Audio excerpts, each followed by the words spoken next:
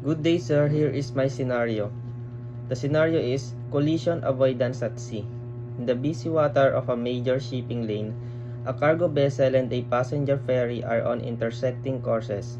The cargo vessel, manned by an experienced crew, is navigating through dense fog, relying heavily on its radar and AIS.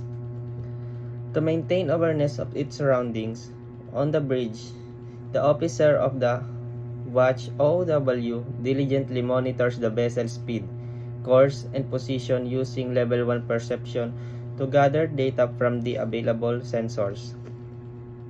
Meanwhile, aboard the passenger ferry, which is carrying a large number of passengers, the bridge crew is also keeping a close watch on their instrument, but they are slightly distracted by the technical issue with the integrated bridge system. Despite this, they remain vigilant, relying on level 1 perception to gather information about their surroundings. As the two vessels approach each other, the cargo vessel's OOW, utilizing level 2 comprehension, analyzes the data from the radar and AIS, recognizing the potential collision risk. They quickly calculate the closest point of approach and assess the ferry course deviation, realizing that immediate action is necessary to avoid a disaster. However, on the ferry, the bridge crew's attention is divided between troubleshooting the technical issue and maintaining situational awareness.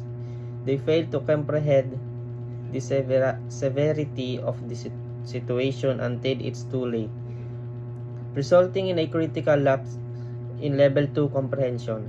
With level 3 projection, the cargo vessel's OOW anticipates the possible outcome of a collision and decides to take evasive action, altering the vessel course to starboard. This decision is based on their experience and instinct combined with the data gathered through levels 1 and 2 of situational awareness. As a result of the cargo vessel's timely maneuver, a collision is narrowly avoided, preventing potential casualties and environmental damage.